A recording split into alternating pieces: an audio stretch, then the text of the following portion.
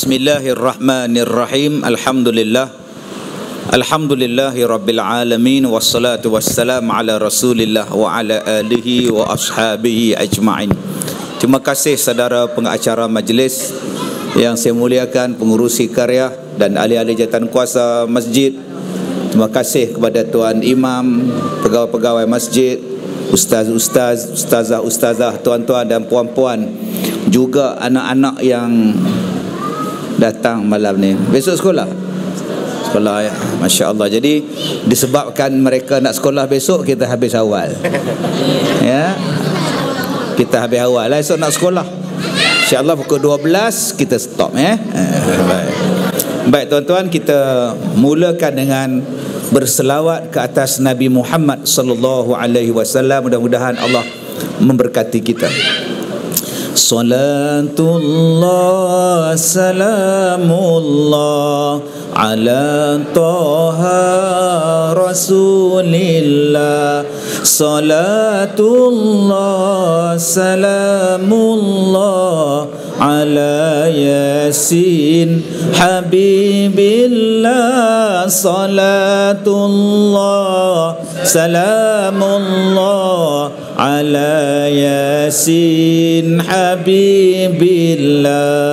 Salatullah salamullah ala taha rasulillah. Salatullah salamullah ala yasin habibillah.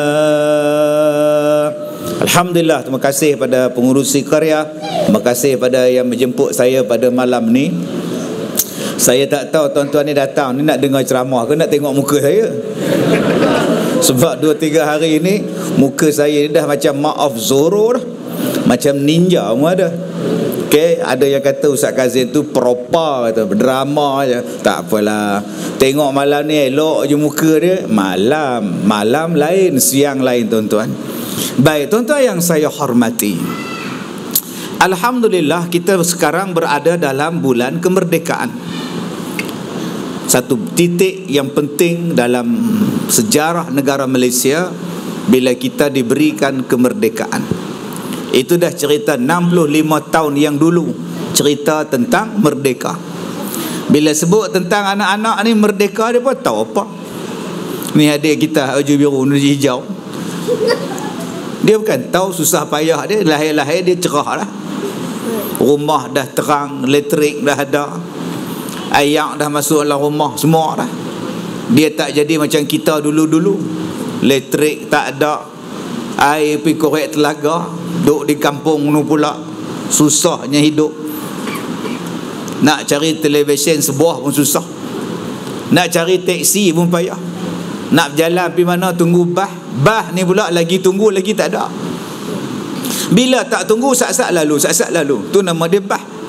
Sekarang ni tak payah, semua ada kereta, semua ada motor dah.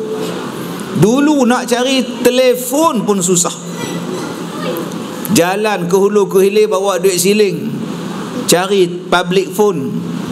Sekarang anak-anak tuan-tuan semua ada handphone, semua ada ni. Oh, saya tak ada. Alhamdulillah saya tak ada tuan. Saya tak ada. Saya ingat dulu tuan-tuan, orang cari public phone ni bawa duit siling tu, cari jumpa public phone. Telefon ada, gagang dia ada, wire tak ada, angkat-angkat lah, tak balik. Ada yang cari jumpa dengan gagang tak ada, dengan tali pun tak ada, kabel pun tak ada. Ada yang jumpa tak boleh tekan, tak boleh pakai rosak. Yang paling jahat tuan-tuan, dekat tempat saya belajar dulu, depa pergi telefon waktu malam, dadai dia letak di sini, letak balik. Sebab apa? Orang berak dia ambil take, disapu kat situ. Hamba Allah letak melekat kat telinga ni. Punya jahat tuan-tuan ni, busuk hati perut. Sekarang kita berada dalam keadaan merdeka dah. Persoalan dia, yang sekarang ni yang kita nak bercakap kemerdekaan ni daripada sudut apa? Walaupun merdeka, tapi berapa ramai lagi otak kita, pemikiran kita, amalan kita, akidah kita belum merdeka. Belum merdeka daripada perspektif yang Islam nak. Masih lagi hasad dengki sama-sama kita. Masih lagi dendam mendendam sama-sama kita. Benci membenci sama-sama kita. Sama-sama Islam, benci membenci. Merdeka apa? Nabi diberikan kepada kita, Rasulullah tu ajar kepada kita, jangan ada perasaan benci dalam diri kita. Malah sesama umat Islam ni kena berkasih sayang. Muhammadur Rasulullah walladzina ma'ahu asyidda'u 'alal kuffar ruhama' bainahum. Muhammad itu pesuruh Allah. Siapa yang ikut Rasulullah, dia berkasih sayang sesama Islam, tetapi tegas dengan orang-orang kafir. Dengan orang kafir tegas, dengan Islam berkasih sayang. Hari ini tuan-tuan tengok, bila orang Islam dilanda musibah, orang Islam sendiri cakap padan muka. Rasakan apa jenis ini tuan-tuan ni? Kalau kita duduk tepi jalan tu adik, ada budak naik motor, mak rempit lah contoh ni, stopper naik motor ni, waktu kita duduk kuliah, waktu tu lah dia duduk rem, bingit, kucing lintah, nak ngelak kucing, debuk situ. Kita pun tengok, kena dah, jatuh dah, padan muka. Tuan-tuan sebut padan muka itu pun dilarang. Biar dia rasa mampu habis, itu lagi dilarang. Berapa ramai tuan-tuan bila tengok orang macam itu, kita kata mampu happy, padan muka, rasakan. Tak boleh tuan-tuan. Allah ajar kepada kita, alladzina idza asabatu musibah qalu inna lillahi wa inna ilaihi raji'un. Bukannya pada muka, mampu happy. Maknanya belum merdeka. Maksud saya apa? Yang dikatakan merdeka, adik kita pakai bendera Malaysia, tudung dia, oh hebat, merdeka, Masya Allah tuan. Nampak tu semangat merdeka. Rasa lepas ni Mak Ngah pakai telekung bendera Malaysia pula tuan. Yang dikatakan merdeka ialah ittabi'u ma unzila ilaikum min rabbikum wa la tattabi'u min dunihi awliya. Itu baru dikatakan merdeka. Ikutlah kamu dengan apa-apa yang telah diturunkan oleh Allah kepada kamu. Jangan ikut yang lain daripada itu. Allah pesan dalam surah Al-A'raf ayat yang ketiga, ikutlah kamu apa-apa yang Allah turunkan pada kamu, jangan ikut yang lain. Sampai nak sikat rambut pun ikut cara Islam. Bayangkan, adik oi, nak gunting rambut tu pun Islam aja.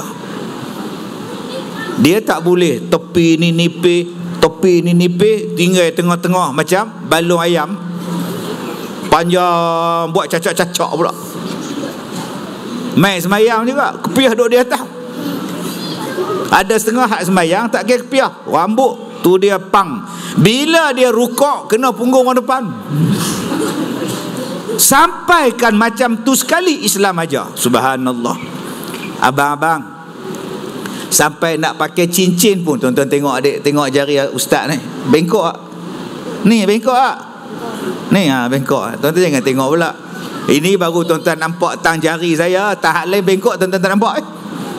Nampak ni penyakit saya ni, penyakit yang misteri, yang doktor pun tak tahu nak buat macam mana. Adik boleh buat ni? Boleh buat? Saya straight di bawah, bengkok di atas. Kalau tuan-tuan bengkok macam tu, saya tak. Ini keistimewaan yang Allah bagi pada saya. Nampak? Straight, nampak? Tu adik bengkok sini. Subhanallah. Jadi siapa yang nak bengkok macam ni, minta sakit insya-Allah. Baik, kita sebutkan tadi, Islam ni dia ajar kepada kita sampai cara pakai cincin ni pun Islam ajar. Laki-laki nak pakai cincin boleh, cincin perak, cincin tembaga boleh. Tapi Allah Ta'ala tak bagi pada kita orang laki-laki pakai cincin emas sampai macam tu. Tak boleh pakai cincin emas, gelang emas, rantai emas. Yang laki-laki boleh pakai gigi emas. Boleh pakai gigi mah. Bila dia senyum je, ting, mah dia keluar. Yang kedua, boleh pakai hidung mas. Ni hidung ni. Dia duduk di rumah, datang perompak tetah hidung dia, hilang hidung dia. Sekarang rompong hidung, tenganga ya. Bila hujan mai, masuklah hidung, masuk keluar ke mulut. Maka ambil hidung besi, dia bubuh, hidung palsu. Boleh. Bila pakai yang besi, dia jadi busuk, karat. Maka harus dia pakai hidung mas. Mai masjid pakai hidung mas, tapi kena pakai grill, takut orang rompak. Serah ke hidung, bagi dia pula. Tuan-tuan yang saya hormati, sampailah masuk dalam tandas tu pun Islam aja. Keluar daripada tandas pun Islam aja. Kalau kita faham makna ikut Islam, makna merdeka ialah ikut Islam. Selagi mana kita tak ikut Islam, tuan-tuan, kita belum merdeka. Ada orang yang ikut iblis. Inna syaitana lakum adu fattakhizuhu aduwa. Allah kata sesungguhnya syaitan itu adalah musuh kamu, maka ambillah dia sebagai musuh kamu. Ambil iblis tu, syaitan tu sebagai musuh, bukan sebagai kawan. Ada orang telefon saya, dia kata, Ustaz, macam mana nak minta maaf dengan iblis? Astaghfirullahalazim. Saya tanya, kenapa bang? Semalam saya maki iblis, rasa macam salah lah pula. Saya rasa nak empuk je handphone tu, tapi pasal handphone tu saya punya, tak jadi empuk. Apalah yang bengong sangat abang weh. Dengan iblis ni memang kena maki. Dengan iblis ni memang kena maki. Syaitanir rajim. Dia nak bawa kita masuk neraka. Dia nak memenuhkan kita ni dalam neraka sa'ir. Kenapa dia nak minta maaf kepada iblis? Memang disuruh maki dia. Tak berdosa pun maki iblis, laknatullah, tak salah pun. Tapi berapa ramai yang jadikan iblis kawan dia? Macam mana Ustaz menjadikan iblis sebagai kawan? Iblis, syaitan, kegemaran dia membazir. Berapa ramai yang suka membazir? Perangai iblis ialah mengapi-apikan orang. Berapa ramai kita melaga-lagakan orang? Perangai iblis apa dia? Menghalang orang lain buat ibadat. Dia tak bagi orang lain buat ibadat. Berapa ramai di kalangan kita yang halang orang lain buat baik? Malam ni ceramah apa? Ustaz Kazim mai malam ni. Dia ni betul-betul belah mana? Ni zaman sekarang ni. Nak ceramah pun tanya, dia betul-betul belah mana? Lah dia pun main jumpa saya, Ustaz nak tanya sikit, Ustaz belah mana? Saya kata boleh belah. Orang nak ceramah hang tanya pula belah mana? Apa ni? Ada yang direct tanya saya, Ustaz parti apa? Saya parti Tupperware. Apa benda ni tuan-tuan ni? Orang nak ajak sayang Allah, nak ajak cinta Rasul, engkau masih bercakap soal pecah belah, engkau bercakap soal parti, engkau bercakap soal apa benda ni. Dalam masjid pun kau nak cakap benda-benda tu. Abdikan diri pada Allah, bukan mengajak orang berpecah belah, bergaduh dan sebagainya. Satu. Dua, berapa ramai yang menjadikan iblis sebagai kawan. Pergi hospital, doktor kata makcik sihat. Pergi klinik, doktor kata makcik sihat, tak sakit. Habis tu kenapa makcik sakit? Akhirnya jumpa bomo. Jumpa ustaz tak lega. Jumpa Ustaz Kazim tak lega. Ada orang datang jumpa saya, dia minta santaukan orang. Jahat betul. Dia ingat saya ni rumah santet ke apa? Dia bawa 5,000, dia letak atas meja. Dia kata, Ustaz, ni 5,000, saya nak Ustaz santau satu orang. Siapa dia? Isteri saya, Ustaz, curang dengan satu jantan. Saya bengang dengan jantan tu. Saya nak Ustaz santau dia, bagi mampu. Saya kata, abang, saya mau kena santau bang. Ya abang suruh saya santai orang pula. Abang ingat saya ni makan duit dengan upah benda-benda haram. Saya tahu ustaz buat. Saya tahu. Dah saya tak buat. Bohong Ambil balik duit. Tak, kalau tak cukup saya tambah Abang bagi 1 juta pun saya tak ambil. Sebab apa? Haram. Bagi 50 tak ambil. Cuba bagi 5,000. Ni halal Setan punya perangai tuan-tuan. Banyak orang macam tu. Dia ambil, orang offer dia rasuah. Di offernya pula bulan Ramadan. Dia bagi duit. Dia kata ni ambil lah buat belanja duit kopi. Marah dah. Hang kalau hang tak respect uniform aku, tak apa ni bulan Ramadan pun hang bagi rasuah kat aku. Marah. Hormat Ramadan. Kalau nak bagi pun lepas raya. Astagfirullahalazim tuan. Ni perangai setan tuan. Awak belum merdeka lagi. Bila sakit awak jumpa kahin. Bila awak sakit awak jumpa tukang tenung, arraf. Bila awak sakit awak pergi menelek, menengok dan sebagainya. Belum merdeka tuan-tuan. Saya pakai cincin perak ni. Tak ada apa cincin ni. Cincin ni orang hadiah kat saya. Sempena hari jadi saya tahun lepas. 28 hari bulan 11 akan datang ni hari jadi saya lagi. Saja abang ni kokot tuan-tuan nak hantar pula cincin. Saja abang tuan-tuan. Bulan 11 ni hari jadi saya lagi 28. Tak ada apa pun cincin ni. Tak ada apa, orang hadiah saya pakai lah. Tak pakai tak dapat pahala pula orang tu. Berapa ramai yang percaya pada cincin. Saya jumpa tuan-tuan, dia kata, ustaz, cincin ni saya dah jampi. Ustaz pakai cincin ni, insya-Allah santau ustaz tak datang dah. Ustaz jangan buang lah. Jangan buang, sentiasa kena pakai. Kalau tak pakai santau tu mai balik. Maka kita pun pakai ni. Satu hari pergi ambil air semayang, buka, pergi letak dekat kolah tu. Pergi semayang, tengah-tengah tahiyat duk nampak jari tak ada cincin. Sudah, pergi mana pula? Tengah semayang tu duk teringat, habislah aku cincin hilang. Bagi salam lari, hilang sungguh cincin. Maka saya pun beranggapan apa? Habislah aku, cincin tu tak ada. Sakit pula lah aku. Syirik tuan-tuan. Merdeka apa engkau ni? Engkau belum merdeka daripada syirik. Balik rumah abang kat isteri, dia kata, hai abang ni sakit pula. Cincin hak jadi tangkai tu hilang lah dah. Siapa je pergi ambil tempat wuduk tak tahu. Loh abang, malam tu betul sesak nafas balik. Itulah kata cincin tu tak ada. Itulah kata apa? Cincin ni bukan ada kuasa apa. Tapi berapa ramai yang percaya pada tangkal, masih percaya pada cincin, masih percaya pada rantai, masih percaya pada azimat. Tapi dia kata dia merdeka. Belum merdeka tuan-tuan. Tuan-tuan yang saya hormati, yang ketiga, orang yang merdeka tu apa dia?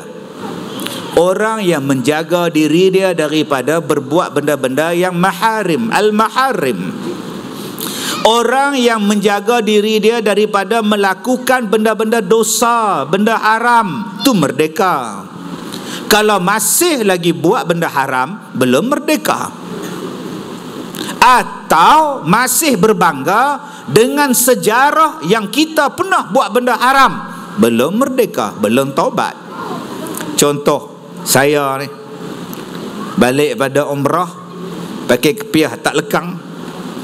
Balik umrah dah, balik haji dah, kepiah putih ni tak lekang di kepala dah. Berubah dah. Tapi tolak jadi imam tak berani juga, tu salah. Pi haji, balik haji, mai sembahyang asar. Tu imam tengok, Allah Tuan Haji bila balik kemarin, Allah, tu imam peluk cium ambil berkat. Dia kata, imam ni Haji boleh tak jadi imam, ambil berkat orang balik Mekah. Yang baru balik tu dandan batuk. Batuk tadi nyembang punya derah kat bawah tu, suruh jadi imam buat batuk. Orang Perak kata nampak benar nipunya tuan-tuan. Allah tuan-tuan, oi, kita ni kadang-kadang dah bertobat bagus, Tapi bila duk menyimbang, aku nak abang kat hampa lah. Aku ni dulu Samsing kampung dusun. Apa benda yang aku tak buat? Setakat curi, setakat meragut tu, kerja lama aku lah. Sekejap pergi belasah orang, pergi pelupuh orang tu tak ada. Aku kacang lah. Lah ya aku tobat. Belum tobat sebenarnya. Sebab apa? Sebab awak berbangga dengan cerita lama awak. Awak berbangga dengan Samsing awak. Awak berbangga dengan dosa awak. Yang dikatakan taubat itu apa? Bila dia cerita benda jahat yang dia buat, dia tak sanggup nak cerita. Menangis dia. Bila orang tanya, jangan sebut, jangan sebut. Itu taubat. Dia tak mau dengar dah, dia tak mau cerita dah, dia tak mau ungkit dah apa benda yang dia dah buat. Dia dah taubat. Itulah taubat. Dan itulah orang merdeka. Yang ni saya jumpa dua artis, tuan-tuan. Dua artis, dua-dua perempuan. Dua-dua menikah lah, tak ada harapan. Saya ni alhamdulillah lah, walaupun tua-tua bangka macam saya ni, tua dah saya ni, umur dah tahun ni genap 50. Boleh buat keluar duit ke duit SP. Tak pernah faham, tak faham sudah. Akaun 2 boleh buat keluar. Walaupun saya tua, saya bersyukur masih diberi peluang menjadi host. Jadi host rancangan talk show. Selalunya yang jadi rancangan bual bicara ni orang muda-muda, tapi saya hak tua-tua ni TV duk panggil lagi. Jadi saya temu ramah dua artis perempuan yang dah berhijrah. Dia mari duduk dalam studio dengan saya. Saya tanya, "Kak, buat apa sekarang?" "Saya bela ayam, bela ikan, tanam sayur di kampung dengan suami saya." "Oh, dia ni pelakon filem, pelakon drama. Waktu dulu cun, cantik. Bila dia menikah, dia duduk di kampung, bela ayam, bela itik, tanam pokok, tanam sayur. Sekarang akak dah tak berlakon dah." Oh, teriak pula dah. Duk teriak. "Boleh tak ustaz jangan tanya pasal berlakon?" Oh, sudah tuan-tuan. Rasa bersalah pula saya tu. Saya dah tak nak sebut pasal berlakon. Saya takut, saya Allah. Menyesal pula aku tanya tuan-tuan. Lala saya tanya sekarang telur ayam berapa ringgit? Saya tanya bab telur.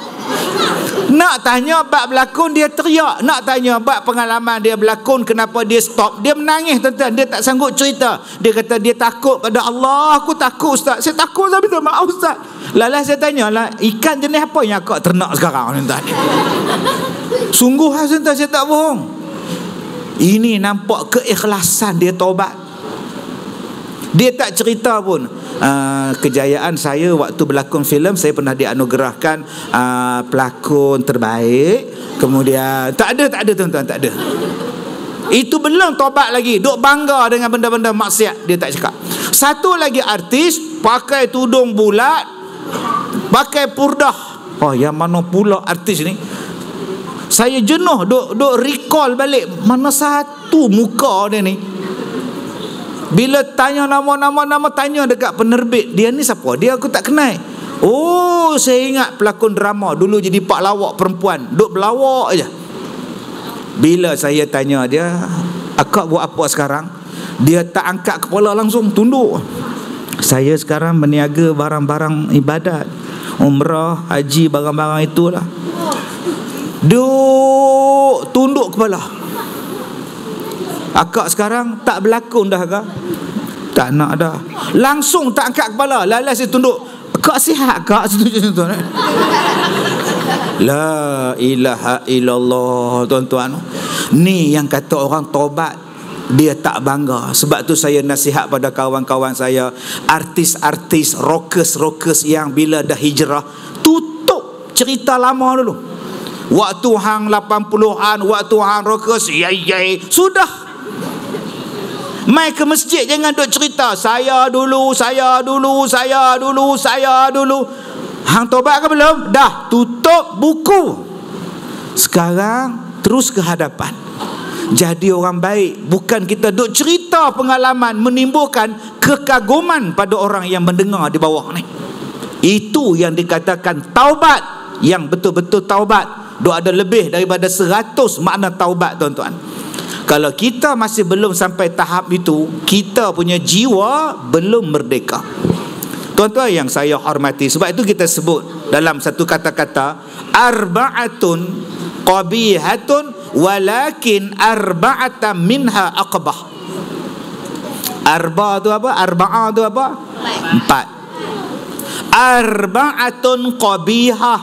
4 perkara ni qabihah. Apa makna qabihah? Buruk. Tetapi walakin arba'atan minha aqbah. Tetapi 4 perkara ini lebih buruk daripada 4 perkara tadi. Masya Allah. 4 perkara ni buruk, tapi kalau kita buat 4 perkara yang lain pula lagi buruk pada pertama tadi. Apa dia, tuan-tuan? Yang pertamanya ialah az-zambu minasyabi qabihun wa minasyaihi aqbah. Orang muda kalau dia buat dosa buruk, tapi kalau orang tua buat dosa lagi-lagi buruk. Orang muda buat dosa buruk dah, tapi kalau tua bangka buat dosa lagi bertambah buruk. Baru ni, tuan-tuan, ada perempuan ditangkap berkhaluat. Dia umur 14 tahun ditangkap dengan 3 jantan dalam bilik hotel. Dia pun buat doa selamat. Doa selamat ke tahlil ke tak tahu. La ilaha illallah tu tahlil tu. Anak dara budak sekolah 14 tahun. Jantan tu umur 19, ada 21, ada 24. Tak tahu siapa khalifah baca doa. Muda tak mereka ni? Muda. Dosa tak? Dosa. Buruk tak? Hotel yang sama, di tempat yang sama, satu warga emas umur 62 tahun ditangkap khalwat dengan janda pula umur 56.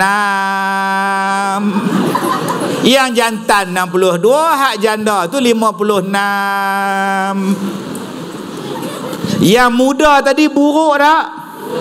Yang hak tua ni pandai dia pun jawab. Lagi buruk, tuan-tuan oi. Alhamdulillah, saya seronok tengok malam ni masjid Kampung Rawa kita ni. Ni anak-anak muda ni. Tuan-tuan ingat senang anak-anak muda nak bersila macam ni. Duk bersila dengar ceramah, duk rakam tak habis pada awal ni. Ni daripada tadi duk rakam ni, balik kompom lenguh. No. Tuan-tuan ingat senang anak muda mai sini. Allahu Akbar, tuan-tuan. Saya bukannya Cristiano Ronaldo yang mereka nak mai tengok. Kalau Cristiano ke Messi datang sini ke, tak heran mereka tengok. Ini Kazim Ronaldo ya, nak buat apa? Kalau saya ni Harry Maguire, betul tu saya sebut Harry apa? Oh, Maguire. Saya sebut ejaan dia Harry Maguire. Kalau saya ni Harry Maguire, tak heran tak? Tapi kita kena rasa heran anak-anak ni datang. Kenapa? Kalau hak tua-tua datang, saya tak heran. Memang ni tempat dia, masjid, tempat nak berjumpa kawan, tempat nak beribadah, tempat nak sembahyang, tempat nak kuliah. Tempat mana lagi yang lebih baik kalau kita warga emas melainkan masjid? Takkan umur 70 tahun lepak padang golf, 70 tahun duduk di dangdut, 70 tahun duduk dangdut lagi apa? Tapi ni masjid kita, cantik, bersih, elok, tersusun. Saya sayang abang-abang yang datang masjid. Tetapi bila anak-anak muda ni datang, lagi-lagi pula saya sayang, tuan-tuan. Sebab tempat ni tak ada apa yang menarik bagi mereka. Yang menarik pun bunga. Tu pun tak ada telur. Apa yang menarik untuk mereka datang? Tapi mereka datang maknanya hebat. Kalaulah kita tak sambung apa yang mereka buat hari ni, Allah naya. Abang-abang di sini orang kaya ni, ada yang kaya, jumpa dengan pengurusi masjid, aku hadiah 40 basikal. Untuk apa ni? Datuk bagi 40 basikal ni untuk apa, Datuk? Saya nak buat kempen, mana-mana anak-anak muda ni datang semayang subuh berjamaah selama 40 hari tanpa berhenti, dia dapat basikal seorang sebiji. Agak-agak subuh kita macam mana, tuan-tuan?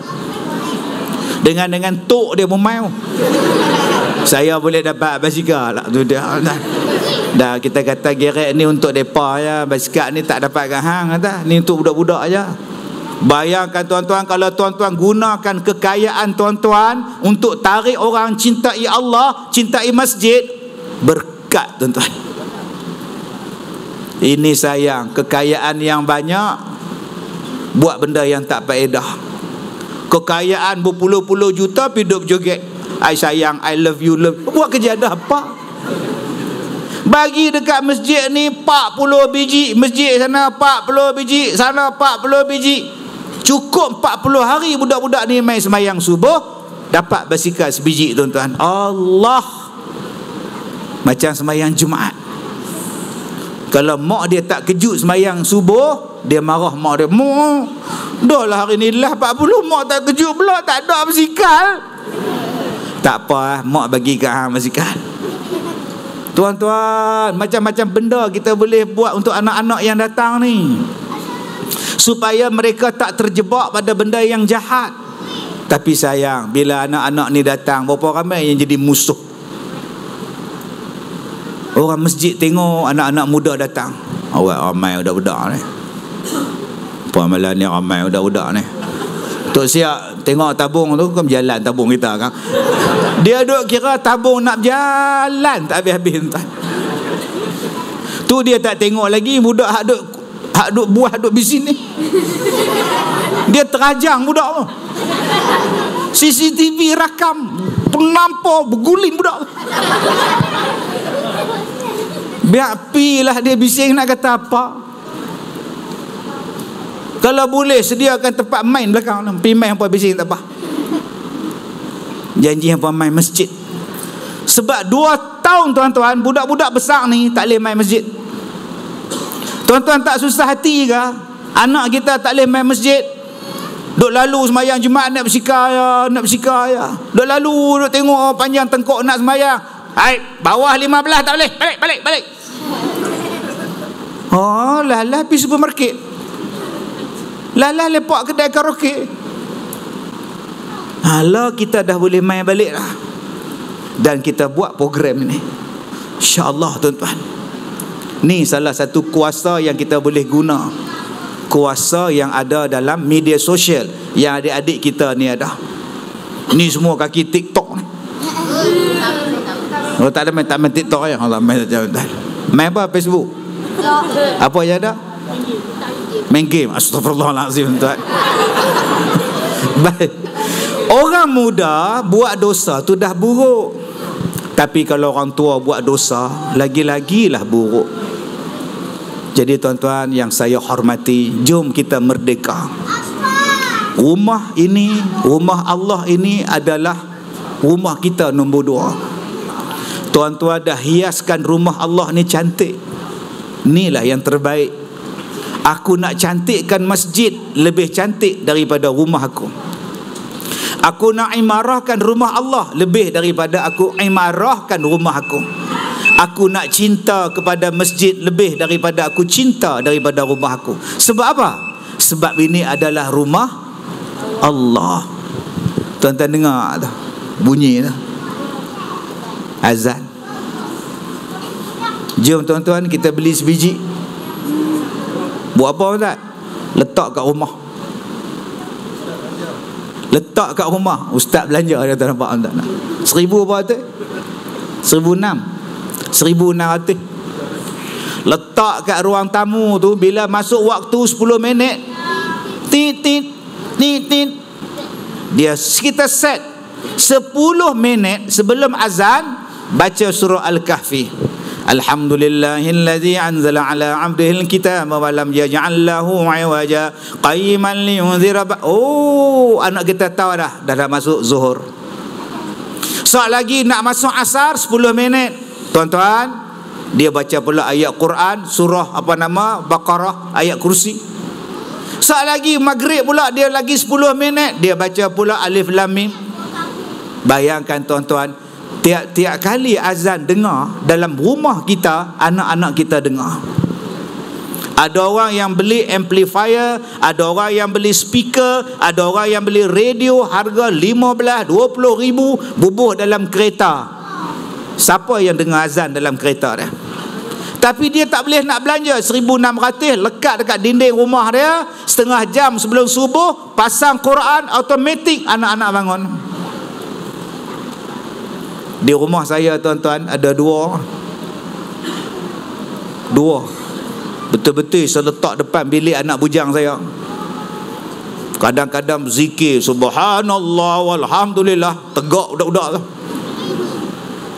Satu lagi saya letak dalam setiap bilik anak saya tu speaker ni. Sebelum subuh 5.30 bangun, anak-anak ayah bangun, subuh. Oh, nampak tuan-tuan. Lepas tu mayang bang. Tapi anak-anak ni cerdik tuan. Dia pergi off volume dalam bilik dia. Saya pergi ambil hammer, pergi cut off tu. Lah dia tak boleh tutup lah. Tuan-tuan, kita kena cari jalan macam mana nak ajak anak kita semayang. Sebab hari ini cabaran untuk menjadikan mereka lalai daripada semayang terlalu tinggi tuan-tuan. Television, game, media sosial menjadikan anak-anak kita tak ingat nak semayang tuan.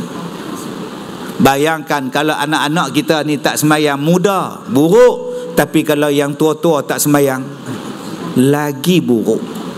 Yang kedua kata dia, wal ishtiratu bid dunya minal jahil qabih wa minal alim aqbah.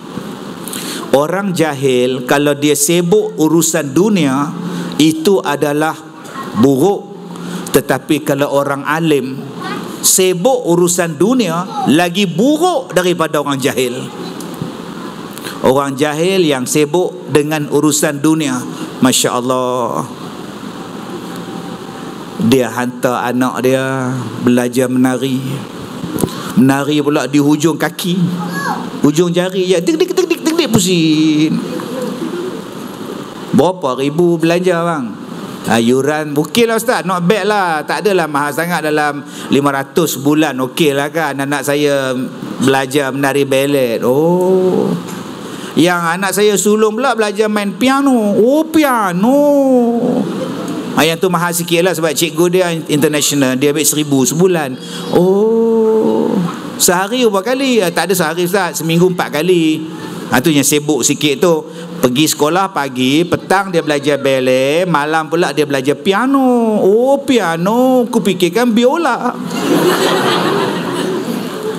Habis tu dia tak belajar Quran. Abang, belajar-belajarlah baca Quran. Nanti kalau masuk penjara boleh baca Quran. Ni dah lah tak baca, tak pandai baca, tiba-tiba kena hukum, masuk penjara, nak baca apa? Faham? Akak-akak tutup-tutup pula aurat. Nanti bila mati, ada gambar juga yang bertudung yang boleh keluar dalam Facebook. Inna lillahi wa inna ilaihi raji'un, Al-Fatihah, telah kembali ke rahmatullah. Ada jugalah depa bubuh gambar kita yang pakai tudung. Ni langsung tak pakai tudung, bila mati nak bubuh gambar, tak ada profil gambar yang tutup aurat. Lalas sekali buh gambar, kemudian pergi mak tu, pergi bubuh ambil marker pen, tutup dengan hitam, nampak macam pakai tudung. Jangan kita fikir ni tuan-tuan, kita ni selama-lamanya hidup dalam dunia ni senang je. Belajar-belajarlah semayang. Nanti kau datang susah, engkau akan minta tolong dengan Tuhan. Salah satu jalannya ialah jalan sembahyang. Saya sibuk lah ustaz, tak dan. Saya tak ada nak belajar Quran. Sibuk tang mana bang? Meh bang kata saya. Ustaz bayang tengoklah saya breakfast di di Georgetown. Saya lunch ustaz di Kuala Lumpur. Oh. Dinner di Tokyo. Oh. Sibuk betul bang tu katalah. Ni besok saya nak terbang pula ke Amsterdam. Hui. Abang kerja apa? Saya perniagaan import export. Itu yang saya tak sempat nak baca Quran. Oi. Kalau abang fikirkan tentang sibuk bang, semua orang sibuk. Tapi kalau abang ingat bahawa abang dah cinta dunia lebih pada akhirat, tolong bagikan masa sedikit untuk abang. Bacalah Quran. Sebab tu akak-akak abang-abang yang ada dalam masjid ni, alhamdulillah boleh baca Quran. Kalau ada yang tak boleh baca Quran, kita ada imam, kita ada ustaz. Pergi belajar dalam bilik tu. Mam, boleh dah ajar saya Quran? Saya dah 74 tapi tak pandai baca Quran. Boleh ha? Imam pun janganlah garang sangat. Tua-tua baru nak mengaji, muda-muda tak mau mengaji. Janganlah macam tu. Dia ambil rehat, dia katok pula tu imam pula. Jadi kes mahkamah pula ni. Janganlah garang sangat. Dia nak mengaji tu syukurlah. Imam ajar elok-elok. Lah ni haji kita baca Iqra' lah nah. Tak payah kita baca Muqaddan lambat. Ikut saya baca. Ni bunyi dia A. Ni tahu. Yang ni tahu. Ni ba. Pandai. Yang ni ta. Pandai je. Yang ni sa. Sa ni pandai. Yang ni tang sinilah ustaz saya mati hari tu. Astagfirullah. Sampai tang sa. Lepas tu tak mengaji dah. Kalau kita rasa malu mengaji dengan Tok Imam, kita mengaji dengan cucu kita ni. Aiman, ajar Tok Wan. Ajar Tok Wan baca Quran. Aiman, pergilah ajar. Jangan garang sangat. Oh, betul.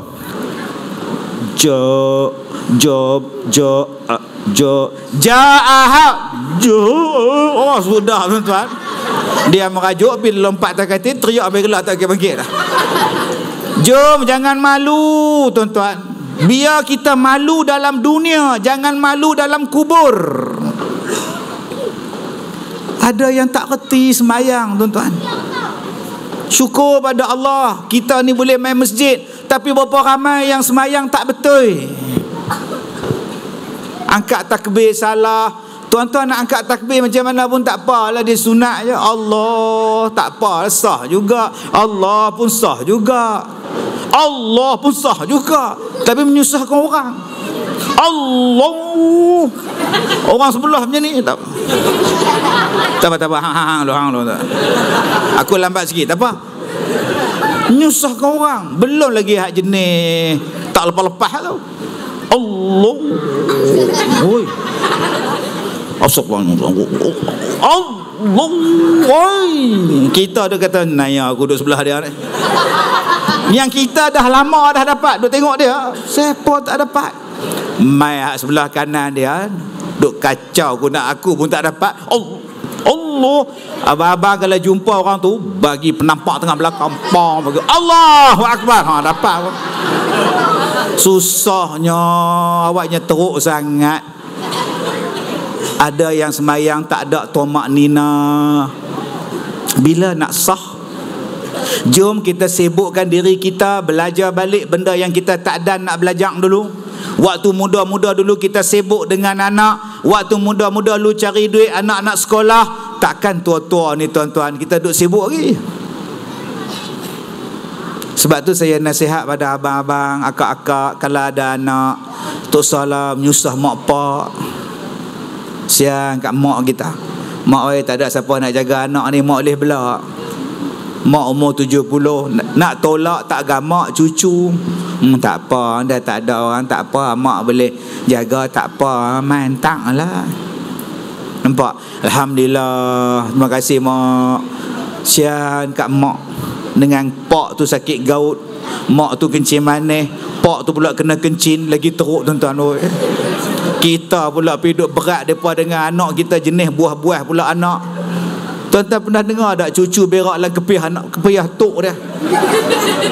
Dia buka pampers, dia berak atas kepiah putih tok dia.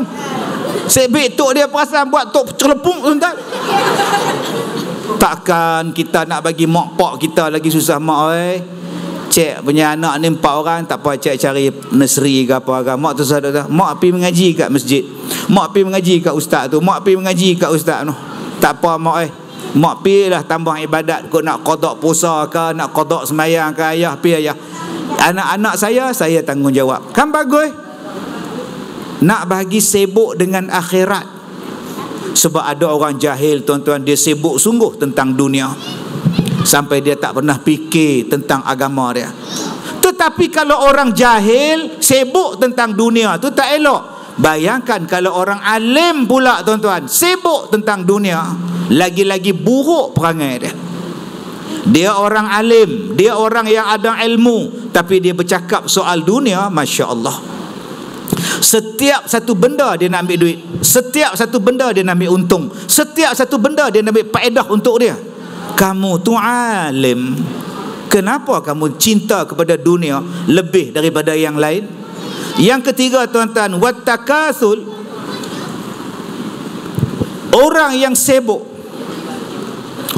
sibuk kepada benda-benda yang bukan perkara yang menjadi penting untuk dia, buruk. Tetapi ada orang yang menyibukkan diri dia pada benda yang tak sibuk pada benda penting pada diri dia, lagi buruk. Saya ulang balik. Orang yang sibuk tentang benda yang bukan hai dia, buruk. Tetapi lagi buruk, dia tak ambil berat tentang diri dia sendiri, lagi buruk tuan-tuan. Sekarang berapa banyak orang yang tak ambil berat tentang diri dia sendiri. Hutang dia tak bayar, dia duduk sibuk tentang orang lain. Anak dia nikah orang ni, anak dia nikah orang mana. Dengar cerita anak dia cerai tu, duduk sibuk je. Anak dia hak nikah tu tak ada anak lagi ke? Dia pun kata mandui. No, nampak tu. Ni anak dia menikah 2 orang. Sibuk siapa? Tuan-tuan tahu tak? Orang main tanya saya, 1 minggu orang melawat saya 15 bas. Orang melawat saya 1 minggu, 1 hari Sabtu saja 15 sampai 20 bas. Yang datang ziarah saya 15 sampai 20 bas, tuan-tuan bayangkan. Hari ni saja 1 van, semalam 1 bas. Dia tak kira dah hari ni. Besok tak ada. Sabtu ni 15 bas.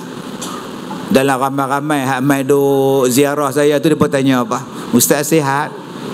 Ustaz sihat? Alhamdulillah saya sihat. Ada yang mai tanya, Ustaz, bini Ustaz berapa? Astaghfirullahaladzim. La ilaha illallah. Ada tuan-tuan. Kenapa kak tanya saja? Tanya, orang suruh tanya. Tak, benda tu tak ada kena mengena dengan kita. Kak, kita tersambil berat, lantaklah dia nak nikah berapa. Lantak. Hidup saya ni tuan-tuan, macam-macam benda saya jumpa yang pelik-pelik mu ada. Yang pelik-pelik mu ada. Ada yang kata, Ustaz tak penat ke ceramah? Saya kata tak. Malah ceramah tu ubat pada saya. Kalau saya tak sihat, bagi mikrofon, insya-Allah sihat. Ada pula tanya, Ustaz, mikrofon tu nak kena rebuih dulu ke? Insya-Allah. Rebuih secukup rasa, minum air dia. Dia ubat. Dia jenis tak faham. Apa yang menjadi kegemaran kita, itulah ubat pada kita. Saya ulang balik tuan-tuan, apa yang menjadi kegemaran kita, itulah ubat pada kita. Bayangkan tuan-tuan, kalau tuan-tuan sakit, apa kegemaran tuan-tuan? Semayang, pergi semayang. Semayang tu menyembuhkan tuan-tuan. Wasta'inu bis sabri was salah. Adik-adik, dulu ustaz ni belajar di Mahat Tahfiz, hafal Quran. Bila hafal Quran tuan-tuan demam hafal Quran ni. Saya hafal Quran umur saya 19 tahun. Tua-tua bangka dah. Okey, 19 tahun baru nak hafal Quran. Macam depa ni umur 13, umur 9 tahun. Saya 19 tahun, tua dah. Bila nak masuk ayat Quran dalam dada tu, ayat Quran tu mulia, ayat Quran tu cahaya, ayat Quran tu wahyu, ayat Quran tu hebat. Nak masuk dalam dada orang yang hitam hati dia, orang yang kotor hati dia, tuan-tuan, belaga, demam. Bila saya demam, ustaz tanya, dia mai ke asrama saya. Kenapa tak masuk kelas? Demam ustaz. Elok ah. Tu nak bagi tahu hang banyak dosa. Quran tu nak masuk susah, dia bagi demam dulu supaya hang senang masuk Quran. Tu dia. Bangun. Nak buat apa ustaz? Pi kelas. Pi masuk kelas. Saya demam ustaz. Hang tahu tak Al-Quran tu ubat.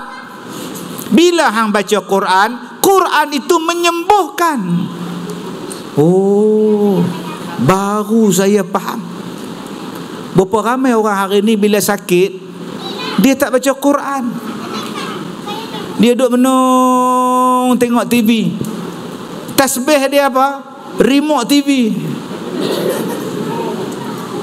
Abang saya sakit abang. Sakit, tak buat apa, dia tengok TV lah. Itu tasbih dah. Lizia kalah ke menang tau. Duk ingat Lizia pula. Sekali pergi tengok Manchester pula lawan Liverpool, sakit-sakit dan tengok Ronaldo tak main elok tu orang lah. Orang bila sakit berdamping dengan Quran. Quran tu ubat. Jom tuan-tuan, kita sibukkan diri pada benda yang kita punya, yang nak bawa bekalan kita ke akhirat tu. Yang kita duk sibuk dia ni, berapa dia ni, berapa apa. Saya bila tengok anak-anak tuan-tuan kat depan saya ni, saya mula ceramah tahun 90. Tahun 90 lah. Sebelumnya tahun 89. Selepasnya itu tahun 91. Anda faham? Tak faham sudah tuan-tuan. Ini cerita hantu Kak Limah. Maka bila saya menikah tahun 94, saya kahwin tahun 94, dapat anak tahun 96, dapat cucu tahun 2020, dapat cucu. Okey. Jadi tuan-tuan yang saya hormati, bila dapat cucu tu, saya singgah dekat supermarket, beli lori yang tayar besar tu, nak bagi cucu main. Dapat beli 2, buat balik Aris, atuk beli lori. Dia pun datang kedai datang. Dia pun pusing tayar tu. Isteri saya keluar, dia tengok saya beli main dengan cucu. Abang, masa anak kecil-kecil tak pernah abang beli mainan. Bila ada cucu baru beli mainan. Abang masa anak kecil-kecil tak pernah main macam ni. Bila dapat cucu baru main. Bila dia cakap macam tu, saya terdiam tuan-tuan. Tak semena-mena nitik air mata. Baru saya teringat, saya tengok gambar anak saya tu daripada hak sulung sampai hak nombor 5. Saya terlalu sibuk tuan-tuan.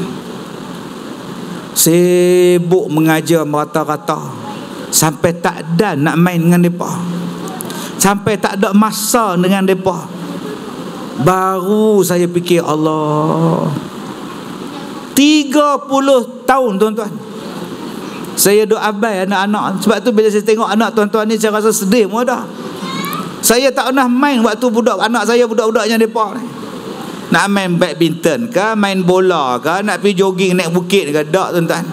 Mak mereka buat semua. Saya kata kat isteri saya, abang sibuk kerja dakwah, abang sibuk mengajar orang, abang sibuk berdakwah. Minta maaf sangat-sangat mama lah. Tapi mama kena ingat, mama duk jaga anak-anak, mama duk didik anak-anak. Pahala abang mengajar ni pun dapat kat mama. Mama pun share juga pahala abang, mudah-mudahan ada pahala. Mama pun boleh tumpang. Baru dia diam tuan. Saya cakap benda macam ni dekat satu tempat, ada satu makcik tu mai jumpa saya umur 60 lebih. Ustaz, boleh tak makcik pun tumpang sama? Astagfirullahalazim. Umur 62, makcik pun nak tumpang juga. Ustaz, boleh tak Ustaz? Saya kata tak apa makcik, pergi tumpang orang lain lah, banyak ni. Tapi kalau 26 insya-Allah boleh tumpang tak? Tak pernah faham, tak faham sudah tak ni. Kadang-kadang kita duk sibuk tentang orang lain, tapi kita tak sibuk tentang diri kita. Kita duk tengok salah orang. Salah. Saya banyak dosa, tuan-tuan pun ada dosa. Jadi jangan duk cerita pasal dosa orang. Allah tutup kita punya aib pun 1000 nikmat dah. Allah tutup dosa kita ni pun 1000 nikmat, tuan-tuan. Bayangkan kalau Allah buka aib kita. Mana nak letak, tuan-tuan? Saya pernah jumpa seorang isteri yang buat nasi kangkang pada suami dia. Dia kata, Ustaz, makcik duk buat nasi kangkang tiap-tiap hari kat suami makcik. Kata suami makcik jadi lagu mana? Jadi bodoh. Ikut tak kata apa. Ustaz, macam mana makcik nak minta taubat pada Allah? Macam mana nak minta maaf pada suami makcik? Makcik takut bila makcik cakap dekat dia, dia marah makcik. Kalau makcik-makcik lah buat nasi kangkang kat orang tua tu, lah makcik taubat, makcik nak beritahu apa? Abang, yang abang bodoh tu saya kangkang. Nak cakap macam tu? Nak cakap macam mana, tuan-tuan? Dia tak tahu nak cakap apa pada suami dia. Ada suami yang datang jumpa saya mengadu. Dia kata, Ustaz, saya ni berdosa, saya pendosa. Abang buat dosa apa? Saya berzina, Ustaz. Saya bagi tahu dekat isteri saya pergi kursus, saya pergi mesyuarat, padahal saya ni bawa perempuan ikut saya berjalan. Saya berdosa dengan Allah, saya berdosa dengan isteri saya, Ustaz. Kalau Allah buka aib kita, tuan-tuan, buruk, tapi Allah simpan. Tapi kita tak nampak aib kita. Kita nampak aib orang. Kita tulis yang bukan-bukan dalam Facebook, kita komen yang teruk-teruk dalam TikTok, seolah-olah kita ni bersih sangat. Sebab tu kalau kita tak tahu apa hujung pangkai, lebih baik diam. Man kana yu'minu billah falyaqul khaira aw liyasmut. Kalau kamu beriman pada Allah, kamu jaga mulut kamu, cakap yang baik-baik. Kalau tak tahu apa-apa, duduk diam. Itu lebih selamat daripada bercakap tentang aib orang lain, buruk orang lain. Kerana kita juga mempunyai buruk masing-masing, tuan-tuan. Ustaz, saya tak ada buruk apa, saya baik. Saya tak pernah minum arak, saya tak pernah berzina, saya tak pernah isap dadah, saya tak pernah buat benda haram, saya tak pernah mencuri, saya tak pernah merompak. Saya orang baik, Ustaz. Ya, abang orang baik, tapi abang ada dosa apa? Dosa lidah. Dosa lidah. Berapa ramai orang ngumpat. Imam baca khutbah, kita sambil duduk naik berjalan. Apa imam slow sangat. Tu yang aku lemah main masjid. Tak ada tu imam hak lain ke? Tu tak ngumpat ke? Tengok-tengok tu imam naik atas mimbar je, Assalamualaikum warahmatullahi wabarakatuh. Allah, lemah. Silap main masjid ni. Nampak? Tu imam pula jadi imam, Allahu Akbar. Apa suara macam Sunio apa? Itulah dosa kita, dosa ngumpat. Tapi kita tak perasan. Kita kata, woi, ham nyanyi berjoget tu haram. Joget dengan perempuan duk gedik-gedik tu haram. Dosa. Tapi dalam kita nak kata dia dosa, kita kata dekat dia, hang tu bercakap pun tak sedap, apatah menyanyi. Tu pun dosa pada kita. Kita kata dekat dia, ada setengah orang bercakap pun tak sedap, macam mana nak menyanyi? Bukankah suara itu adalah anugerah Allah? Kenapa kita nak kutuk seorang orang berdosa, tuan-tuan? Dalam kita nak menegur, kita juga buat dosa. Apa nak jadi kita ni, tuan-tuan? Hari ni bila kita rasa bahawa kita lebih baik daripada orang lain, dan lebih malang lagi, sejak 2-3 menjak ni konsert tak berhenti-henti pula. Tuan-tuan tak rasa susah hati ke? Banjir dah berlaku, kepala air dah berlaku, penyakit dah berlaku. 2 tahun kita tak keluar rumah. 2 tahun, tuan-tuan, kita semayang tak macam sekarang. 2 tahun kita nak keluar rumah ni, orang duk jaga berkawat tu, buat rock block sana, rock block sini. 2 tahun duk dalam rumah flat, punya boring, tak tahu nak buat apa.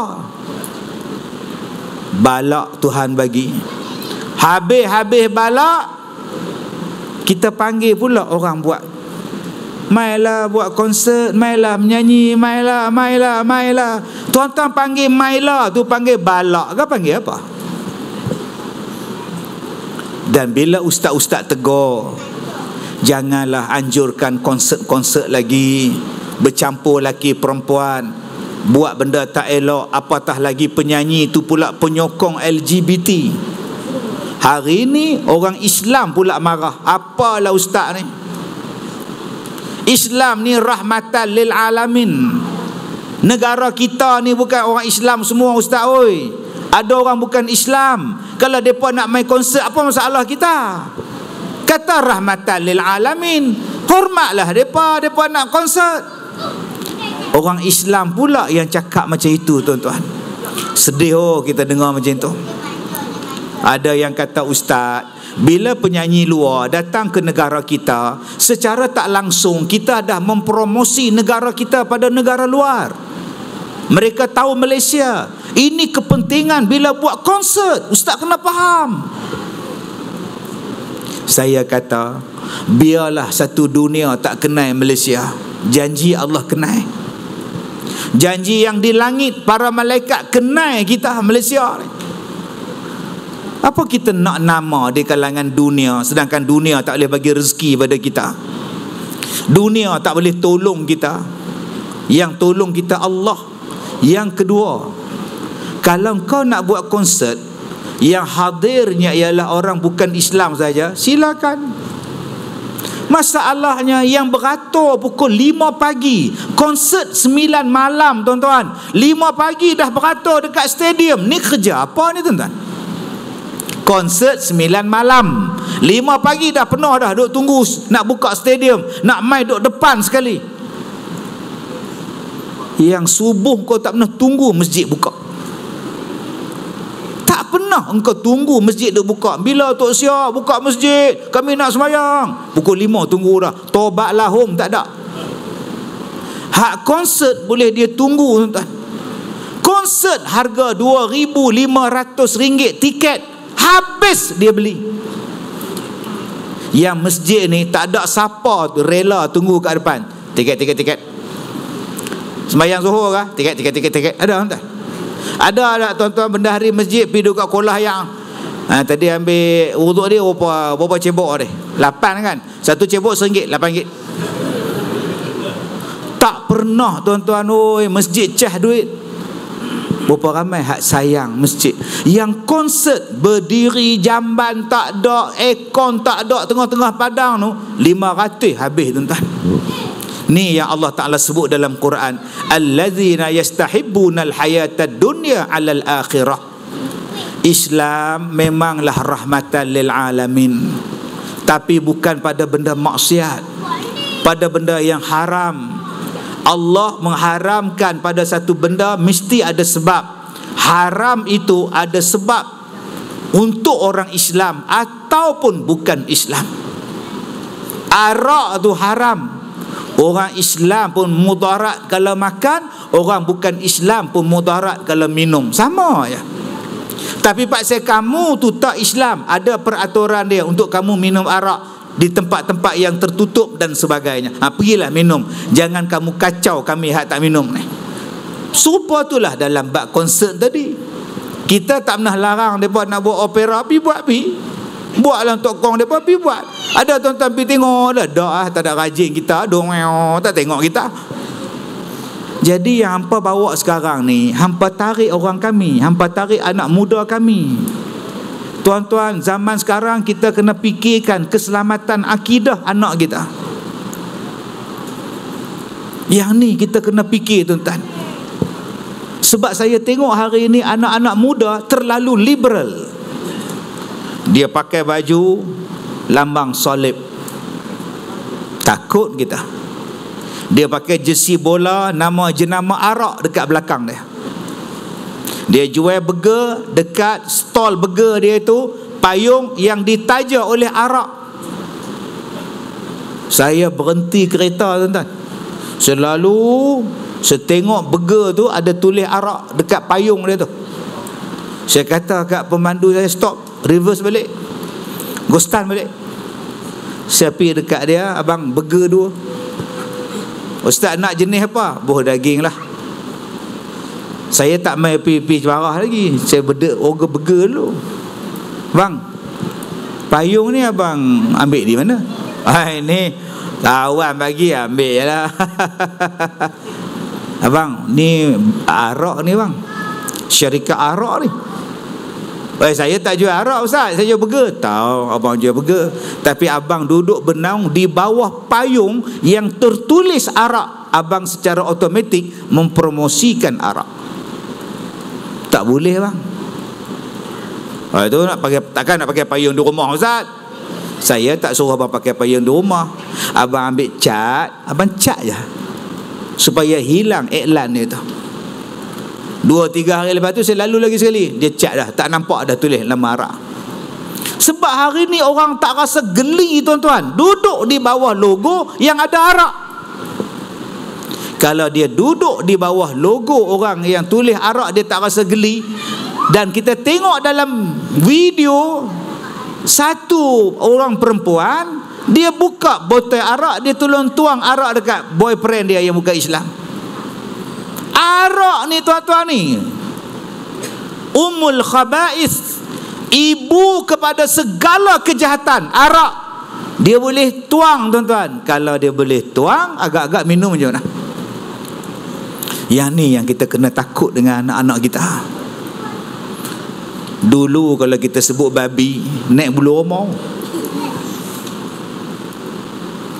Kalau kita lalu dekat highway, lori babi potong, berhenti motor kita. Lori babi lalu, berhenti kita. Babi betul. Dulu. Tuan-tuan tahu tak hari ni ada orang Islam makan babi? Dia bukan laki-laki, dia perempuan, anak dara, belum kahwin.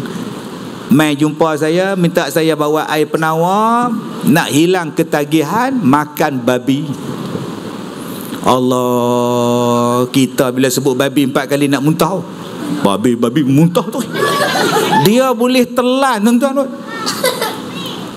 Sebab tu orang tua-tua dulu bila sebut babi, dia sebut dengan benda jijik. Babi tu tebal tu, muka lasah dia tu, babi. Hari ni orang sebut dengan lemah lembut je, babi, khinzir. Dah tak nampak kebabian dia, tuan-tuan. Saya tanya dekat dia, macam mana akak boleh terlibat dengan babi? Dia kerja di office, tengah hari kawan-kawan ajak makan warung-warung semua ni. Mula-mula cari warung orang kita, gerai tepi jalan orang kita, kedai orang kita. Masuk 2-3 bulan, ajak makan kedai ni lah, western ni. Masuk tak awal lama tu, mereka pergi ajak makan kedai bangsa mereka. Dia kata tak apa, kedai ni ambil order kedai lain, makan tempat kita tak apa. Masuk apa lama, makan babi depan dia. Duk ngap-ngap, I tak makan babi lah. Kita orang tahu. Sedap ke babi? Lagi sedap pada ayam. Kita tak makan lah. You tak cuba, you tak tahu. Dia pun ambil tuan-tuan. Sedap. Sudah tuan-tuan. Dia kata sejak daripada itu dia jadi pemakan babi, dan dia siap beli babi simpan dalam peti air. Habuan nak masak tengah malam. Kita balik kampung buka peti air, kita balik rumah buka peti air, ada ayam, ada buah, dia buka peti air, babi dalam tuan-tuan. Tuan-tuan tak susah hati ke tuan-tuan? Kita duk sibuk tentang anak orang lain. Anak kita bersekedudukan di kondominium di Kuala Lumpur. Ada isteri orang yang bersekedudukan dengan warga Afrika tuan-tuan. Dia bini orang, laki kerja tempat lain, dia kerja di KL, duduk seorang. Dia panggil mak Afrika tu main duduk dengan dia, jadi macam laki bini dia. Ni duk keluar dalam surat khabar, keluar dalam berita ni. Apa nak jadi ni tuan-tuan? Anak kita. Kalau menikah tak apa, hang nikah dengan siapa pun buat halal. Ni hang duduk sekedudukan macam laki bini. Bila balik ke rumah kita hari raya pakai jubah, pakai baju kurung, pakai tudung. Padahal jom tuan-tuan, jangan sangat duk sibuk tentang anak orang lain. Kadang-kadang benda tu jadi pada anak kita. Sibuk tentang orang lain, pasal diri kita terlupa. Tuan-tuan yang saya hormati, yang terakhir untuk malam ni tuan-tuan, jom kita ubah diri kita betul-betul. Saya tadi surat khabar duk telefon saya, harian Metro telefon, berita harian telefon, semua dah keluar dalam media. Mereka nak tanya kenapa saya ceramah 2-3 hari ni saya pakai topeng tutup muka. Saya kata penyakit saya dah merebak daripada kaki. Daripada kaki saya dah naik ke muka. Jadi kalau kaki saya boleh sorok. Kalau badan saya boleh sorok dengan baju, dengan seluar. Tapi kalau muka, takkan nak pakai seluar kat muka. Dulu-dulu zaman kita kecil-kecil betul, masuk dalam jamban, seluar tak atas kepala. Dulu-dulu masuk dalam jamban, tak kepala ni, seluar sependa tak atas ni. Pergi masjid, keluar pada jamban masjid, terlupa nak pakai balik. Dalam nono orang agak tengok macam-macam jenis manusia ni. Dia terlupa jenis macam-macam tuan ni. Kalau muka saya nak sorok macam mana? Reporter ni tanya, apa perasaan Datuk? Saya rasa saya stres. Bila orang tengok saya jadi stres. Saya tak boleh, saya jadi runsin. Tadi sebelum start ceramah, tuan-tuan duduk jauh dengan saya, lega. Tengok pengurusi kata, boleh main rapat. Sudah tuan-tuan. Mereka akan tengok muka aku ni, muka adik ni, dia tengok muka kita. Tang mana yang rosaknya muka Ustaz Kazim ni? Tak ada. Jadi runsin. Dia kata, Ustaz, adakah bila dah jadi macam ni Ustaz rasa dah tak semangat nak dakwah? Saya rasa sedikit down.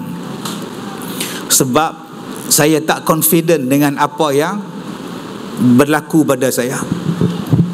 Kadang-kadang tengah-tengah duduk saya saja tuan-tuan, saya punya muka ni keluar darah ni.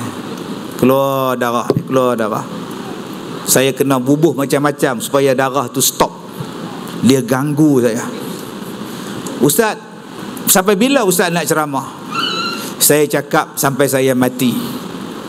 Kalau kata saya tak boleh ceramah lagi, muka saya dah jadi buruk nanti, orang geli, orang jijik tengok muka saya ceramah dalam Facebook sudah. Ambil topeng, pakai topeng yang duk misi rumput tu, dah. Selagi mana lidah saya belum buruk, selagi mana lidah saya belum berkarat, saya nak ceramah. Melainkan kalau lidah saya ni, saya kata dah jadi buruk, dah jadi berkarat, dah tak boleh cakap, mungkin baru saya diam. Ustaz tak berubat ke dengan doktor? 15 doktor dah saya ubat. Daripada pakar sampai yang mengajar, doktor pakar saya pergi. Dia tu pensyarah pada doktor pakar.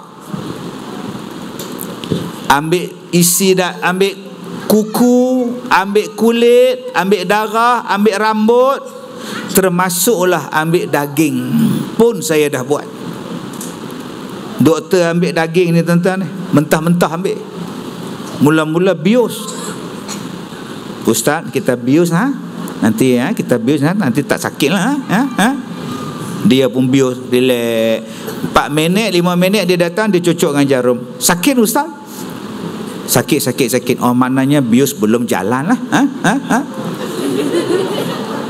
Tunggu lagi 5 minit, dia ambil jarum, dia cocok. Sakit Ustaz? Tak sakit, maknanya bius sudah jalan lah. Kita boleh mula sekarang boleh doktor, boleh. Dia pun masuk tuan-tuan, dia masuk dalam paha saya ni, dia tarik buat keluar. Aduh, sakit doktor. Tadi you cakap tak sakit, sekarang sakit lah. Aduh, sudah tak boleh buat apa, kita teruskan saja. Buat sajalah tuan-tuan. Dia jahit mentah-mentah pula. Aduh. Doktor nak buat apa pun saya ikut. Janji saya tahu apa penyakit saya. Yang penting saya tahu dan dapat ubat. Sebab saya nak terus berdakwah. Kerana saya rasa inilah jalan yang Allah pilih saya, supaya saya dapat syurga. Sebab tu saya sayang sangat kerja dakwah ni. Tuan-tuan, Allah pilih tuan-tuan sebagai isteri orang. Mungkin itulah jalan tuan-tuan untuk tuan-tuan dapatkan syurga. Jom jadi isteri yang terbaik. Abang-abang di sini cikgu sekolah. Jalan yang abang nak dapat syurga tu melalui cikgu sekolah. Jadilah cikgu yang terbaik. Tok Imam, jalan nak masuk syurga tu mungkin Allah pilih jalannya ialah jadi imam. Jadilah imam terbaik. Anak-anak oi, Allah pilih kita ni jalan syurga, jadi anak laki-laki. Jadilah anak laki-laki yang baik pada mak bapak. Mungkin itulah jalan Allah pilih untuk syurga. Saya pula kerjaya saya ialah pendakwah. Mungkin jalan ni ikut Allah nak bagi syurga. Sayang dakwah elok-elok. Jangan cemari kerja dakwah kita. Jangan cemari imam kita. Jangan cemari cikgu kita. Jangan cemari kerani kita. Jangan cemari pekerjaan kita. Jadikan pekerjaan kita sebagai satu jalan untuk masuk syurga. Ada orang yang kahwin tak ada anak. Bila dah mai tua, jadikan tak ada anak tu berbakti pada Allah. Jadi sukarelawan masjid. Dah tak ada anak, tak ada cucu, mai masjid. Vacuum kapet, bersihkan tandas, bersihkan cermin. Saya tak ada anak ustaz, apa lagi nak buat, main khidmat kat masjid lah. Pergi kubur, bersih kubur. Orang banjir, bantu anak yatim, tolong. Allah tak bagi kita anak. Kalau Allah bagi kita anak pula, jadikan anak-anak aku ini sumber aku dapat syurga. Aku nak didik elok-elok jadi anak-anak yang soleh, solehah. Mudah-mudahan aku ada pahala. Walaupun aku dah mati, anak aku semayang, pahala mai kat aku. Anak aku duduk dalam masjid, pahala mai kat aku. Anak aku hari ni duduk baca Quran, tiap-tiap hari pahala mai dekat aku dalam kubur. Itulah jalan aku nak dapat syurga. Tuan-tuan di sini orang kaya. Saya jumpa tuan-tuan orang Melayu, orang Islam kita, dia ada duit dia saja 5 bilion tuan-tuan. Kaya nganga saya. Kita jangan kata 5 bilion. Nak jumpa 500 ribu pun sesak, 50 ribu pun tak ada. Dia ada 5 bilion tahun 80-an. Kemudian dia tinggalkan Malaysia, dia buka bisnes sampai ke Amerika. Baru balik. Dah tua dah, dia balik. Dia kata dia teringat, dia sayang kat Malaysia. Dia bawa balik tuan-tuan. Nombor yang awal sekali dia mai cari saya. Sebab duk dengar ceramah dalam YouTube. Dia bagi hadiah dekat saya bukan duit, dia bagi Quran kat saya. Quran tu dibuat daripada tembaga. Dia kata, ustaz, saya tak ada apa nak bagi hadiah yang lebih mahal daripada Quran. Beratnya tuan-tuan, 4 orang akad ni tobat lahum tak baca orang tu, berat gila. Quran ni ustaz, tulisan tangan dipahat atas tembaga. Masya Allah. Saya kata pada dia, Tan Sri, gunakan kekayaan Tan Sri untuk membeli syurga. Pilah buat masjid ke, wakaf kubur ke, buat sekolah ke, untuk bawa bekalan ke akhirat. Tuan-tuan orang miskin, tak ada duit, doa tuan-tuan tu, gunakan kekuatan doa tuan-tuan, doakan pada orang, doa pada diri sendiri, kerana doa juga merupakan ibadah. Kalau kita orang miskin, masing-masing ada jalan untuk masuk syurga. Jadi tuan-tuan, saya minta tuan-tuan doa ya, saya sihat tu ya. Saya tak minta duit pada tuan-tuan. Minta jari saya lurus balik. Saya takut besok semua bengkok ni. Sekarang saya nak pegang mikrofon ni pun tak kuat tuan-tuan. Duk pegang belah kiri, belah kanan ni saya tak apa nak pegang, dia nak jatuh. Saya takut besok dia jadi tak larat semua. Ni dia mula dengan ni. Besok doktor panggil saya, dia nak tengok saraf saya. Tuan-tuan doalah muka saya ni elok, supaya saya seronok jumpa orang. Kalau nanti muka saya buruk, macam mana buruknya tempat lain, saya malu. Dan mungkin tuan-tuan tak jumpa saya dah dalam ramai-ramai macam ni. Saya malu tuan-tuan, muka saya hodoh. Tadi saya cakap dekat reporter tadi, saya takut orang jijik dan orang geli tengok saya. Sebab tu saya tutup muka ni. Sebab doktor kata kurangkan kena cahaya matahari, pakai sunblock, pakai sunscreen, supaya saya tak terdedah. Itu yang saya tutup terus tuan. Saya nak jaga ni, saya nak dakwah saya masih berjalan. Kalau kata muka saya ni dah tak boleh dikawal, saya terimalah, redalah. Wartawan tadi tanya, adakah ini sihir ustaz? Wallahu a'lam. Doktor mengesahkan saya ni mengidap penyakit kulit yang kronik. Tapi saya tak dapat nafikan juga, dia pun ada unsur-unsur sihir. Tuan-tuan pernah tengok cerita hantu? Pernah. Tuan-tuan pernah tengok cerita hantu orang putih, Annabella ke apa bala ke? Pernah. Tuan-tuan pernah tengok tak dalam filem tu, kereta mainan berjalan sendiri? Macam itulah di rumah saya tuan-tuan. Anak saya punya kereta mainan tu berjalan sendiri pukul 3 pagi, duduk pusing dalam rumah. Saya ni dah tak tidur malam bertahun-tahun. Kerja saya ialah duduk dalam rumah pukul 2-3 pagi, saya tengok YouTube, tengok bacaan Quran, saya baca Quran. Kadang saya lelak mata, saya tengok balik, tengok-tengok kereta berjalan tuan-tuan pukul 3 pagi. Kalau tuan-tuan jadi macam tu, agak-agak tuan-tuan nak buat apa? Lari tuan-tuan, hambat kereta tu. Macam itulah gangguan yang ada. Jadi siapa yang sini The Seekers Paranormal, main rumah saya kalau berani. Okay, ni bukan main-main, saya cakap dalam masjid tuan-tuan. Dia boleh berjalan sendiri, dan ada mainan kereta anak saya tu yang ada bila berjalan dia bunyi. Ting ting ting ting ting ting ting ting ting ting ting ting ting ting ting. Dia bunyi tengah malam tuan-tuan. Ting ting ting ting ting ting ting. Okey. Jadi kalau siapa tak percaya, mai rumah saya. Tidur di rumah saya. Untuk makluman tuan-tuan, saya ni tukang baca talqin, tukang mandi mayat. Bila habis mandi mayat, habis talqin di kubur, saya dapat hadiah. Antara hadiahnya ialah bantal si mati, bantal mayat tu. Jadi kalau tuan-tuan tidur rumah saya, bantal itulah saya bagi pada tuan-tuan. Yang mana faham? Tak faham sudah. Saya minta maaf jika terkasar bahasa. Wabillahi taufiq wal hidayah. Assalamualaikum warahmatullahi wabarakatuh.